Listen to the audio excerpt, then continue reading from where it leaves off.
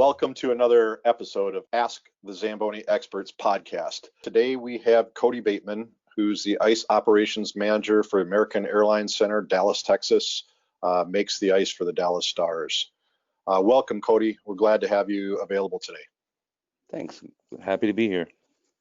Thank you. We're going to be discussing the FastICE system, which you have on your two new machines, and of all the people in the field that have the FastICE system, we feel you have the most experience since you had the very first version of it. How long have you been utilizing the FastICE system in your building? We got the FastICE in 2003, and that was one of the very first versions of it, which it obviously has evolved into quite something now. But in the beginning, it was, basically a bunch of guys that had some, tractor supplies that were doing irrigation work and decided to put it on a machine because they saw that building ice with booms, right, was the way to go, and that's basically where it all started at. And you talk about the evolution of it. I know firsthand in being down and visiting your facility, what you've gone through. Can you offer up your viewpoint on the original system that had a wash water spray system as part of it, and maybe tell us a little bit about how it's evolved and hopefully how it's improved for your operation? I would say, I'm not going to say everything was hunky-dory when we first started using the system, because it was something that was, new. And kind of where it came from was the two bosses that I had at the building before were both really smart guys. One was Mr. David Westby, who was the original ice maker for the Minnesota North Stars. He's the one that basically taught me how to be a pro. It was his idea. Whenever he saw this thing, he thought it was going to be like, the cat's meow, which, eventually it was, but in the beginning it was very tough, because whoever got on the Zamboni before and saw a computer on it? Nobody. I'll never forget the first time I got on it to drive it.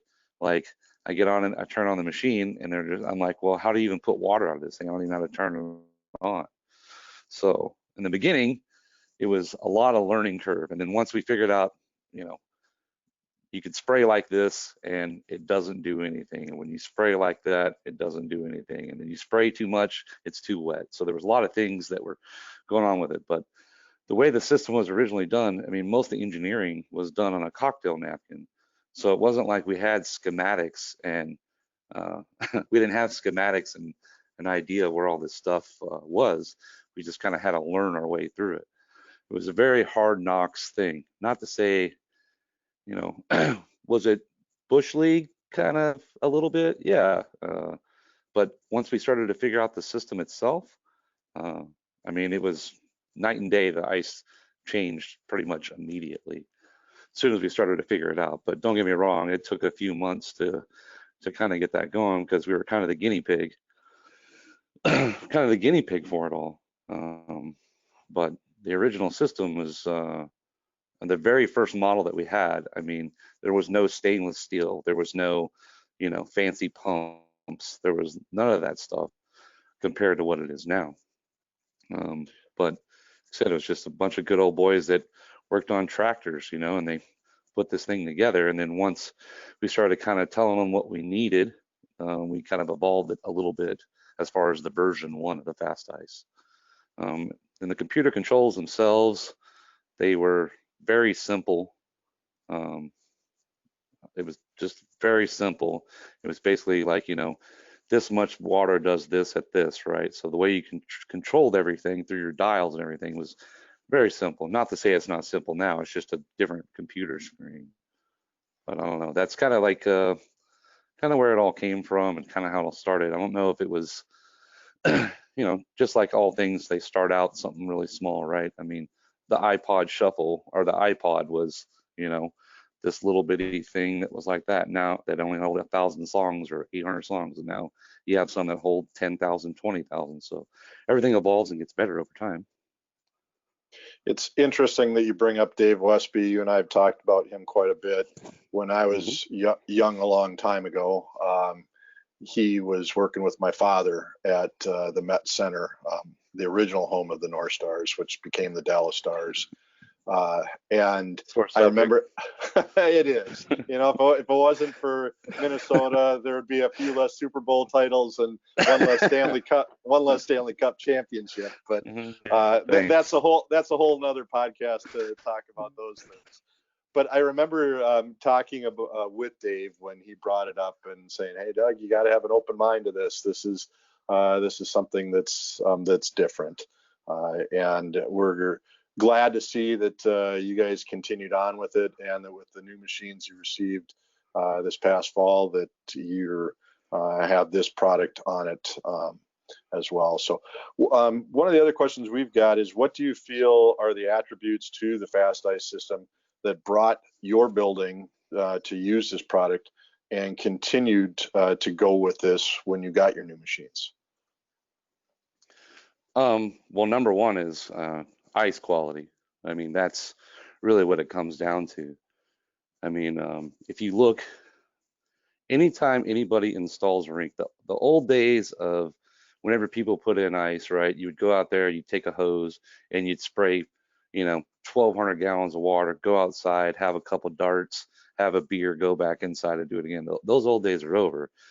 I mean, technology, is advancing, and obviously even on the new machines today, even most of the stuff I've seen on the new Zams now is like, I don't even know what that is, but it looks like a computer. I've never seen one of those before on there. So technology is advanced, so we should advance with it. But basically what we saw was, when you're building ice, you're building with a boom. That's the best way to build ice, because you're building in fast, small layers, right? I mean, that's the whole thing about it. So less gases and air and everything is trapped inside the ice.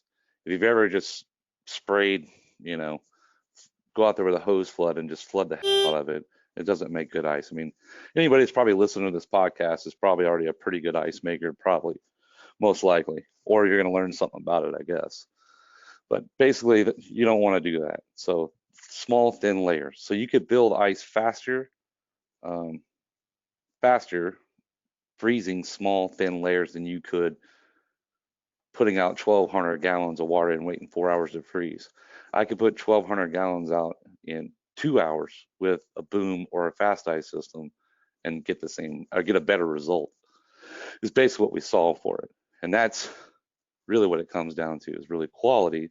But the ice building time has, you almost cut it completely down because of so much control that you have over it with one machine.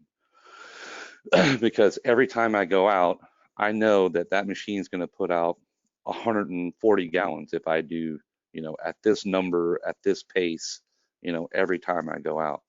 So it's a control factor. So I know that I can do that every time I go out. And if I get out three resurfaces an hour at 140, right, that's 420 gallons an hour, right? And on that pace, I know it's going to take me somewhere around 22 hours, 24 hours to get to my 10,000 gallons in order to get to the 1 inch of ice. So that's kind of the math that we would come up with. And it's not that I'm some control freak, but I mean, it is a control factor that that on this pace at this time, you can do that. So you're saying that it gives you much more control, precise control in how many gallons of water you want to put out, as opposed to the more conventional way of flooding with a towel or with a hose when we're building the ice surface. Absolutely. I mean, it's definitely, that's a big key factor for it. I mean, because when you work in an arena, or you're doing, let's just say you're in a municipal rink and you're doing a tournament weekend, right? And you lose 3/4 of an inch of ice through that tournament. You're going to have time to rebuild that ice as fast as you possibly can, overnight or in the mornings, however, you choose to do it, or however your schedule dictates it. You can do those things, but I would say it gives me tons more peace of mind to know that so if somebody asks me how much time I need, I can say, well, I can do this at this time, at this much, and I know that I can do that. So I know that if I lost half an inch of ice, I got to ask my scheduler that I need, whatever, 10 or 12 hours in order to rebuild that sheet of ice, if that makes sense. Do you think that the FastICE system is going to be beneficial in the community rinks as well, giving them more control and helping them provide a better sheet of ice? And if so, what do you think is going to be the biggest advantage in a community rink versus an NHL rink? Well, I think it's the same thing. I think if you learn what your ice surface is, right, and you figure out what temperatures that you put out 100 gallons of resurface, right? Let's just say that's your number as an example. 100 gallons of resurface. So it doesn't matter if you have a 19-year-old kid who doesn't know much about it. If you say set it at this, drive it like this, program it, then you know you're going to give every team that comes through there, you already know that it sets up, it's frozen, it's producing a quality sheet like every time. You know that's what it's doing. So it's easy, same thing, it's another control factor of what you're doing. So it's basically, if you're taking the limited amount of time that you have throughout a day, all the way across, same thing, tournament weekend. Or even, you know, some buildings are just super busy, so their schedule's going to dictate it. So now if you have 15 cuts a day, right? You have 15 cuts a day, you only put on 100 gallons at a time because that's what, you know, the load of your compressors and your ice plant's taking at that time. You're going to you'll probably save yourself on some energy too, because you're not going to be over flooding, under flooding. You know, you're just going to have that right amount all the time just to maintain your surface right where you want to keep it at all the time. So, I mean, that's another thing. Yeah. Go ahead. I'm sorry. So you feel it would be an advantage in a community rink as well to be able to take some of the thought process out of an inexperienced operator and have the computer regulate how many gallons of water based on what the manager, ice ops manager of the facility would want them to put down? Yeah, I mean, I'd say it's a huge benefit. I mean, I've played hockey most of my life too. There's nothing like standing on the outside of the rink, even though I know tons of stuff about machines, even what a driver is supposed to be doing, even whenever I'm standing there watching, there's been plenty of times I've watched, you know, a young kid out there who hasn't been trained properly, you know, and nobody's probably showed or told this kid anything to do. And I got my men's league game coming up next, and it's a lake, you know, it's a lake out there. I'm already fat and slow now. I don't need any more help, you know. It's always fun to fall down in the first period of the game and be wet and cold the rest of the game. So. Yeah, but I think that's a huge benefit. And, you know, even for your normal morning shifts at a rink is pretty much all, you know, usually mostly figure skating, you know, it's most people's public rinks. I mean, how much happier you're going to make them whenever it's pretty much frozen right away instead of it being wet too, because most of them complain a little bit more than the hockey players, but that's just kind of the way that part of the business works. No offense. My wife's a figure skater, so I get it. We won't go into whether there should be points on the tips of skates or not today. So with this system, does it allow you to expedite the process of putting your ice in, or is it more something that when you're using the FastICE to build your ice, that it is going to allow you to put in a better quality sheet of ice that's green ice, as they refer to in the industry? I guess I would say, I mean, I don't think there's a lot of avoiding some parts of green ice. I put in sheets with the FastICE system that are so crystal clear and so perfect that it's unreal. I mean, I get done doing it, I'm just like, I don't even know how that just happened. But it didn't matter. I mean, it's the hardest, densest sheet that I could possibly build, and it didn't matter. The first game that the thoroughbreds got out there and started chopping it up, it was still, you know, shaly and, you know, not the greatest. So I don't think but would I say, was it the best green ice that I've ever seen? Probably. Yeah, I would say so. I mean, I mean, I come from the very old school. I've been doing this 20 plus years of my life. And the first rink I worked at was the hose flood method. And just thinking about the cloudy, nasty, limey looking ice that was there compared to what I make now is, night and day. Do I think the FastICE system gives you an advantage making not so green ice? Absolutely. It's the same thing. So not that I'm a professor in thermodynamics or anything, but it all comes down to the way an ice molecule works, right? So an ice molecule, basically, whenever water goes from a from a liquid to a solid, the hydrogen atom or the hydrogen molecules actually push apart from each other, which is why you get cracking in your ice, right? Because when those molecules start to grab each other and they start to expand, the colder you drive your ice, it expands, and that's what causes it to put pressure against your ice dam or kick plate or whatever you got, and that's what's going to crack it up. And I think whenever you're building in thinner layers, I don't think that expansion happens as fast, and you can control your ice plant to whatever the load that you're putting on the ice.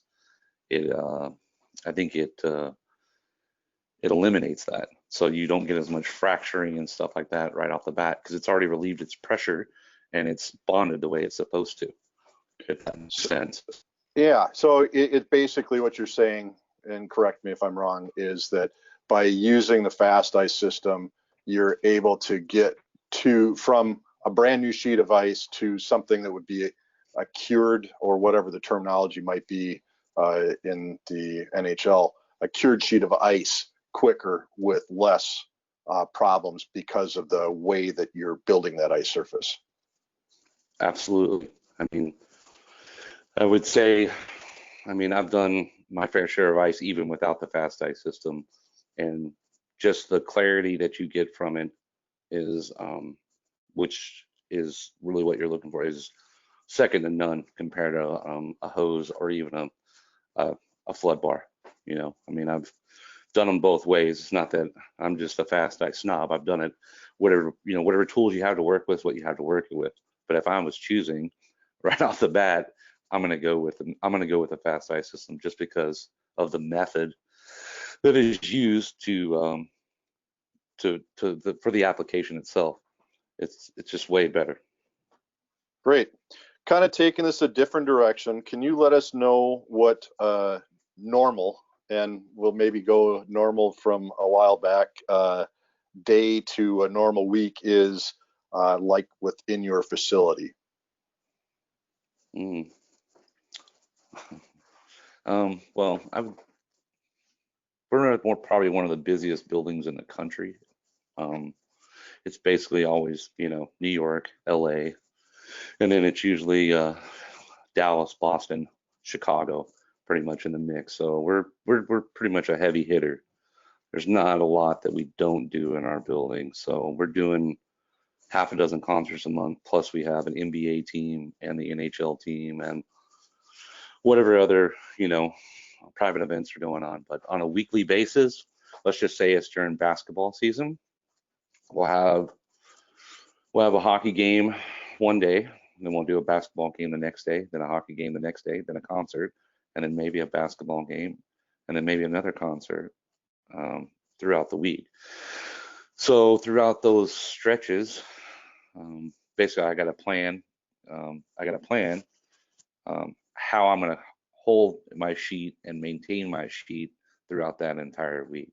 There's a lot that goes into it, probably another hour-long conversation about how you would set your whole building up according to how to maintain and keep a decent NHL sheet. For most people that don't know, basically the ice stays in all season long. So we basically cover it and uncover it every time that we need a different event on top of the ice surface itself.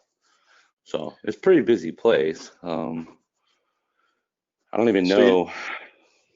You don't get a whole lot of free time to enjoy the sights of Dallas with a heavy schedule going through.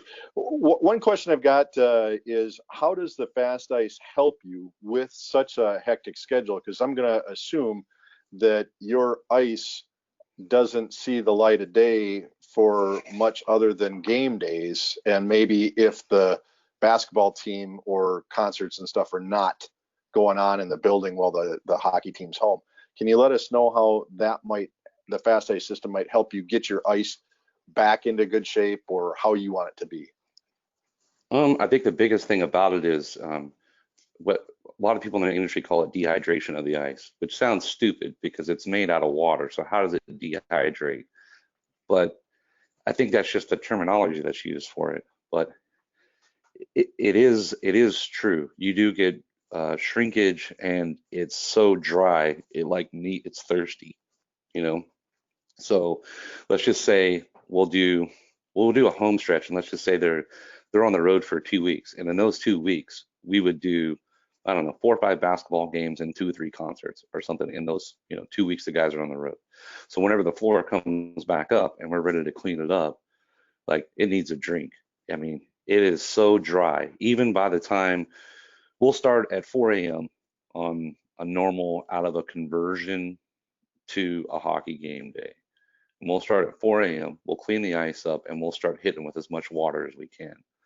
So you're basically reflooding the ice, and it almost instantaneously, it's like I said, it sounds dumb, but it'll just suck that water right back into the ice itself because it's so dry. So whenever it's absorbing that water, the best part about the FastICE is, especially the new system, the V2, like the pump on that thing is, I mean, oh man, it's nice. Like, you can get out as much water as you want to get out in order to rehydrate. But basically what we're doing is we're trying to rebuild as much ice as fast as possible in the amount of time that we have throughout a day. So every game day, this is kind of what you're asking for. So on a game day, we would come out of, the conversion, we would do our ice recovery, and then we would start flooding. Then there's a practice at 10 o'clock, there's a practice at 11:30, and then we shut down at 12:30 for the end of practice. We would clean up the ice, try to get as many floods on it as we possibly can, rehydrate it as much as we can again. And then after that, television loads in, glass is getting clean, ice mics are going on, production stuff's doing their things for a couple hours, and then we go back out and get it with as much water as we can again. And the nice thing about the V2, I guess we would call it, the V2 is you can really move on those machines now because of the pump speed. You can really fly. Like the version 1, it's all, for most people that are listening, it's probably half FastICE, or if you don't know anything about it, it's all speed controlled. So it's all about speed, which is, in a slow man's business is what this is, or a patient man's business. It's all about speed. So the very first one, the pumps couldn't keep up with the speed of the machine, but now the pump will actually put itself in like an overdrive almost. So I can put on a flood in 7 minutes instead of 11 minutes, which doesn't sound like a lot, but whenever you're talking about freeze time of 4 or 5 minutes, you start adding that up throughout the day or over a week, you've saved yourself, a few hours of work that you probably normally couldn't get done, if that makes sense. Yeah. So with the V2, you're telling us that you can go faster, yet still get more or as much water as you want down, whereas the earlier version of the system didn't quite do that. You had to drive the machine at a slower pace. Yeah, you had to. Or there's ways to trick the old version, and I'm not knocking the old version. It's just, it's the pump is definitely not as good, but you could trick it to do what you wanted to. Because like I said, basically it's a speed sensor, and that goes around your drive shaft, and it just reads whatever you're driving at, and the pump pressure is going to work off of whatever speed you're going at. In the old system, it just would not keep up with. But the new one, I mean, you can really move on that. I mean, I'll give the engineer boys some credit on that one. They did a great job of upgrading that for sure. That's probably maybe the biggest benefit of the new system that I have noticed. I mean, I've been using it, whatever, 3/4 of a hockey season, and I use the other one for 15 years. So you I got a know lot of yeah, experience. yeah. But I know the new version, definitely the pump is 10 times better than what the old version was. Great. Well, we're glad to hear that. What's it like to deal with the expectations of the NHL and probably more importantly, its players to provide quality ice in your building? um,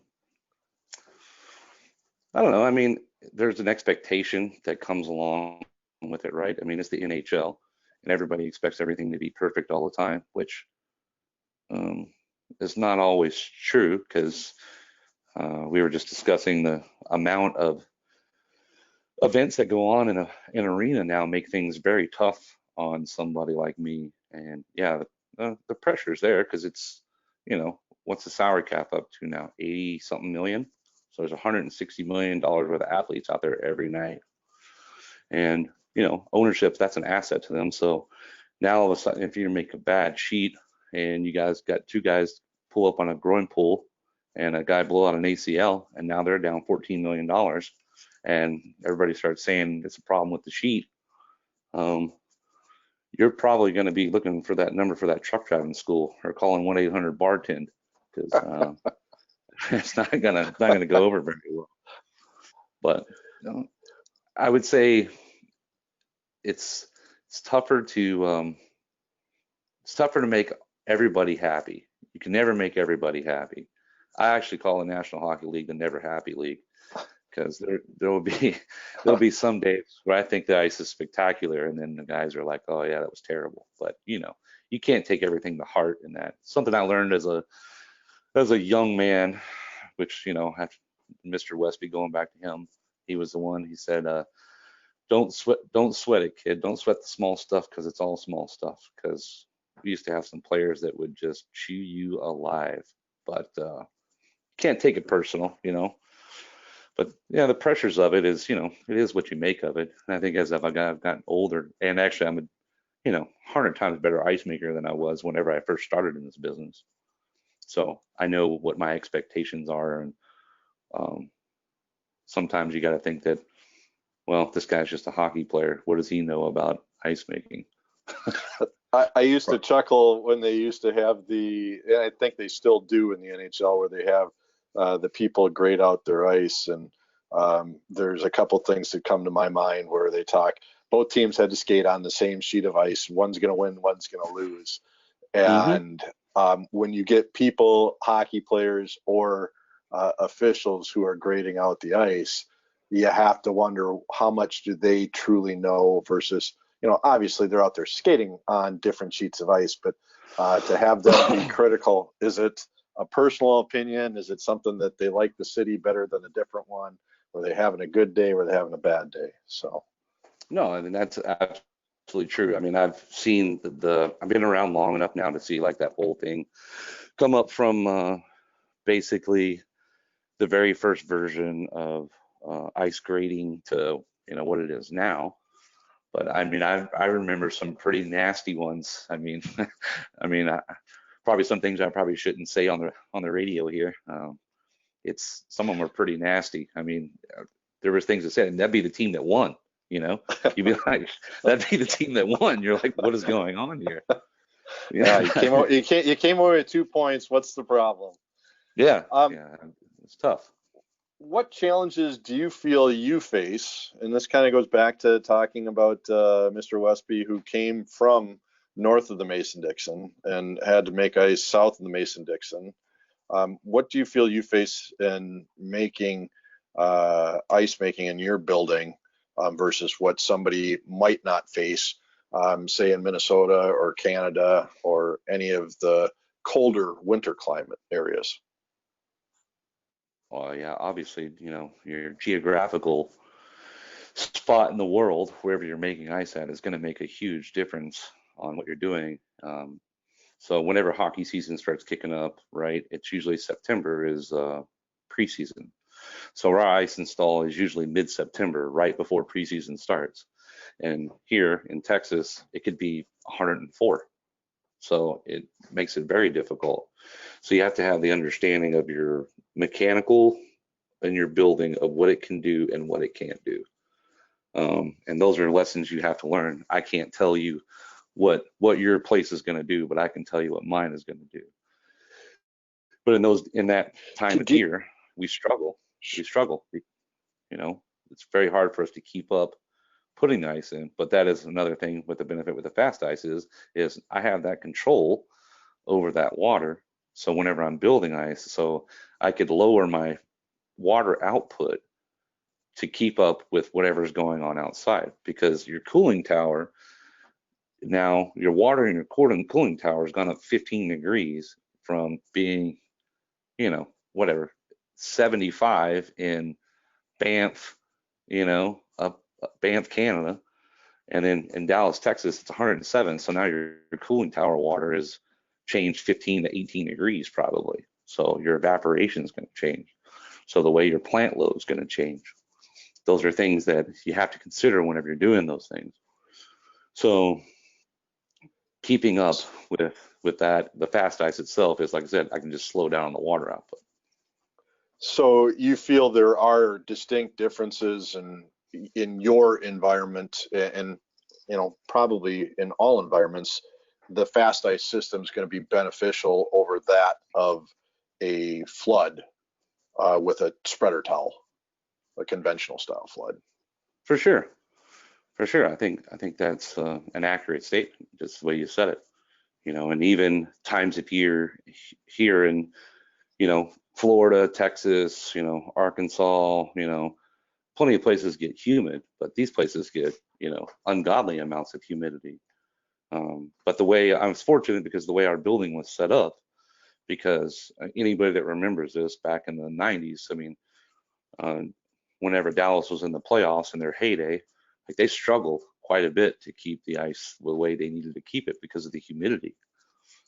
Because the humidity was, you know, out of control here, but they didn't have the infrastructure or the mechanical side of it in the old Reunion Arena to keep up with what was happening. It wasn't meant to have a hockey team, right? It was an afterthought.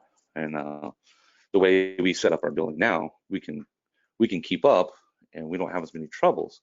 So basically what I do is inside the building, whenever we're getting ready for a game every day, I try to turn into a little mini Edmonton. So I just want control of the building, as with temperature, humidity, as much as I can get. But you know, you have to know what that building's doing, and then every time it changes, right, you should change with it.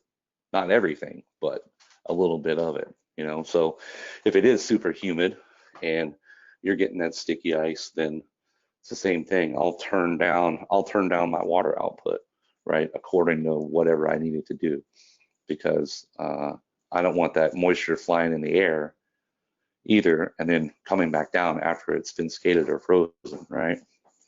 Sure. Because you're dumping more load into your plant as well and making crunchy ice.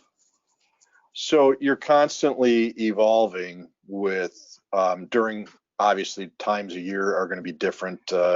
Even in Dallas, you get winter in January, where it's going to be different than August. Right. Have you spent any time, and you mentioned earlier about some of the dynamics of making ice, have you spent any additional time delving into the science of ice and how the FastICE system can help you make better ice? And if so, what kind of things have you learned? I would say for sure. I mean, if you're going to be at this level, if you're not some sort of science nerd a little bit, you're probably in the wrong business, because you have to understand how everything works in order to make the best quality sheet. So as far as what you're saying, the science of it, yeah, obviously I've read all kinds of things, you know, from, you know, obviously why hot water freezes fast, you know, like why does it freeze faster, which has never really totally been proven. But if you go through, I mean, from what I've seen and used, it's true, you know. But the original reason why I was told that they started using hot water in the beginning from Mr. Westby was it was to meld over the skate edges. So the water would flow into the ruts a little bit better, and it would make it a smoother sheet. You know, I mean, I think the towel does that very well. And the FastICE is basically spraying it on top of it. So that's just an example. But as far as That's good example, and I go back to Mr. Wizard telling me that hot water freezes faster, and I never cared for science when I was growing up, and it's something that it has to do with there's less oxygen in hot water, the molecules are spinning slower, and if you want to do a test, take 2 plastic ice cube trays, fill one with hot water, as hot as you can get it out of the faucet, one with cold water, and you'll not only see that the hot water one freezes faster, and some of that's due to evaporation, but it's also clearer than the cold water is. Less because trapped oxygen.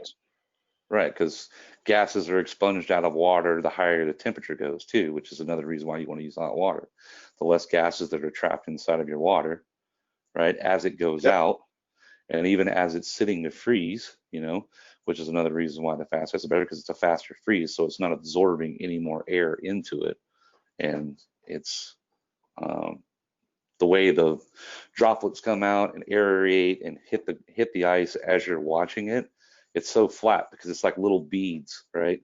They're just like tiny little raindrops that are just making one flat surface. So when you're watching, it's one thing. So that's one thing that's definitely like you notice. But yeah, obviously the whole science part of it. I mean, you have to know how ice skates work. Like, how does an ice skate work? Well, it all comes down to pressure, right? I mean, that's how you get glide, right? Because there's a little minute thin layer of ice that's underneath that skate blade, which is what's making it glide, right? So, you know, it's the thing what you're doing with ice temperatures. That's why figure skaters, you should do, you know, a little bit higher temperature. Everybody says, oh, because they get more bounce out of it. No, they get better glide because they're only 110 pounds, and yeah, their blades are a little bit different. So the pressure that they're putting on the ice to get the glide and the speed they need to, the numbers go up. Now, if you're a 220-pound man that's got legs the size of a tree trunk, it's going to be a little bit different. So your pressure is going to change in order to get that glide underneath that skate to go as well. You know, when we were watching Mike Madonna back in the 90s and early 2000s rip up and down the rink, you know, that was exactly what it was doing, right? Like, you had to have the right temperature, the right amount of stuff, so that guy could fly. You can see that jersey fly. You know, all these guys are super fast now. So, I mean, you know, that's the term, right? Hard, fast ice, right? That's what you're talking about. But yeah, you have to learn the science of all that side of it. I mean, there's too much to go over it. Like I said, I'm not a professional in thermodynamics, but there's tons and tons of things you can find out there on the old Google machine that can help. Just Google how an ice skate works, and you could probably come up with learn about water. There's things out there all the time. Have you noticed any savings? And I know in a big building it might be kind of harder to determine, but have you noticed any savings by using the FastICE system over a towel flood setup? No, I would say I can't really say that I see that side of it because of the amount of consumption that we use in a place like that. It'd be very hard for me to say. Now, do I think that you could? Yes, because we sort of covered it early. The theory is you can, because you're controlling your heat load on your plant with the amount of water that you're putting out every time that you go out and do it. And if you can keep your ice surface under control, which you can with the FastICE, because you're limiting the amount of water that you can put out, so you're not going to overbuild and get your edges up, you know, I've been in rinks and seen corners that were almost up over the top of the kick plate. But that thing's over there is like almost a foot tall, you know, but you can control that a little bit more with that. So your sheet would stay, whatever it is, if you want 1.5 inches or whatever it is, you would stay pretty consistent all the time, instead of being 1 3/4 inches, then 2 1/4 inches, then 2 3/4 inches. So your mechanical side's working twice as hard. So I could see how it could be beneficial. We've had discussions with another NHL facility who altered their prep for going out to do a flood by going from a machine that didn't have FastICE to a one that does. Do you have any experience at either Reunion or American Airlines Center of a comparison like that? And would you be making any differences or different changes in what you do to prep for the machines going out to do a resurface? So what they're saying is they're doing using the FastICE during the day and then using the towel during the game. No, what they went from machines that had a towel to they got new machines that had FastICE on it. And what they found when they originally put the machines into use was that their ice was breaking up. And what they found was that they're getting the ice too cold because they were used to a flood with a towel, and they went to the spray with the FastICE, and Sure. they were able to reduce the crank up time of the compressors from 7 minutes to 4 minutes, and they weren't having to crank the compressors as hard to handle that load that was being put on it with a towel flood.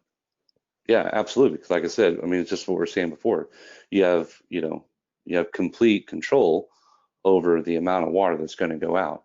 So even me using version 1 as long as I did, the numbers that I would use in a game, I would tell both drivers, right, or whoever was driving, we would set both machines to the exact same settings.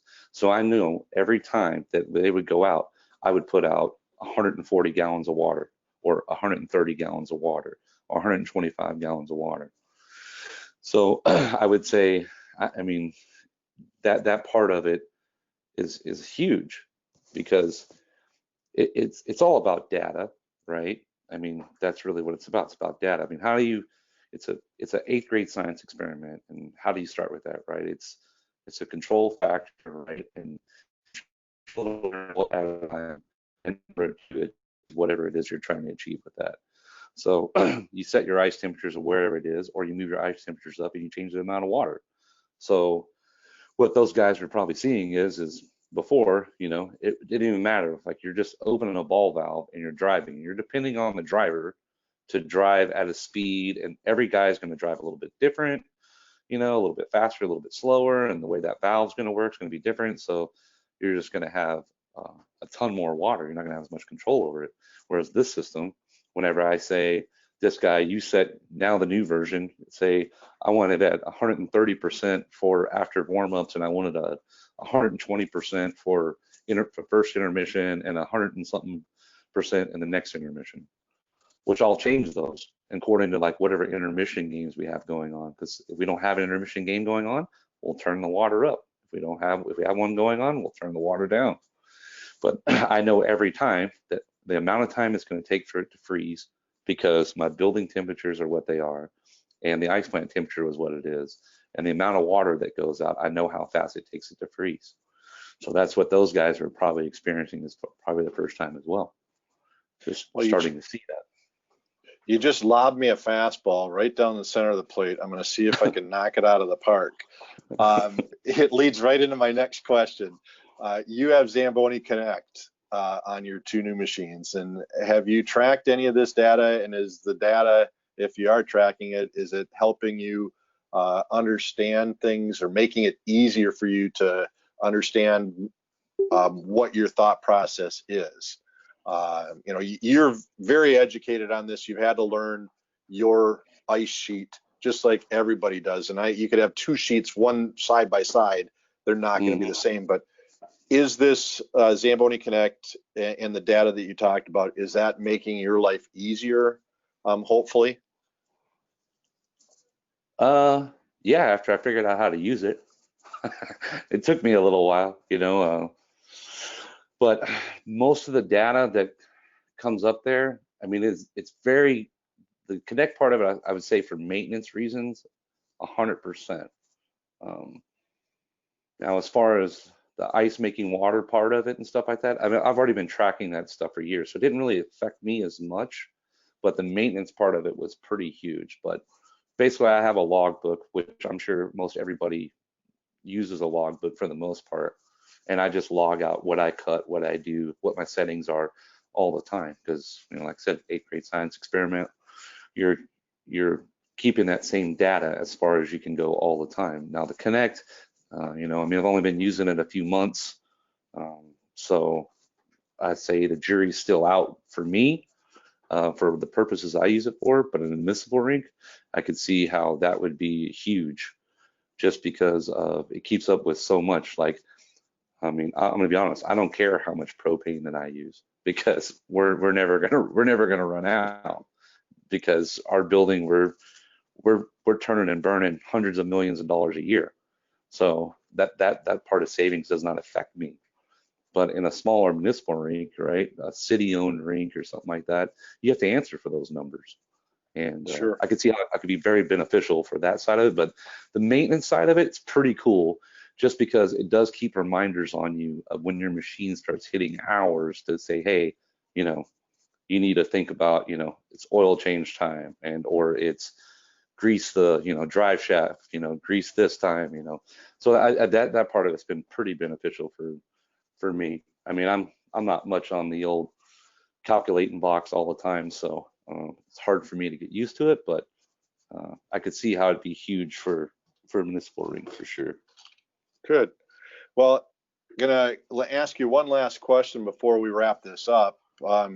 You've spent time and energy with our engineering department in helping us develop the FastICE system after we acquired it. And if you had one last tidbit of advice or one change that you'd like to see in it, what might that be? Cruise control, man. Why is there not cruise control on these machines? It baffles me all the time. Like, come on, guys, figure that one out.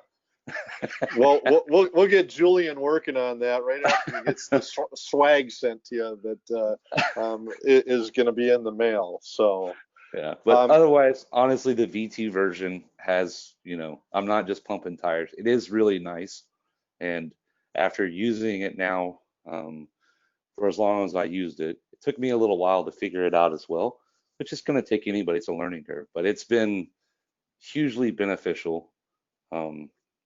Between that and we have the LaTeX now too, the laser. Between those two, I would say this is the best sheet of ice that I made in my entire life, probably this year.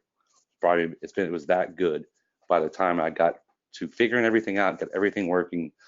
By January, we were making some of the best ice I think I've ever seen us have. I mean, guys were flying out there. So I give some kudos to the engineers. Don't want to, like I said, I don't want to pump their tires too much. Don't get them.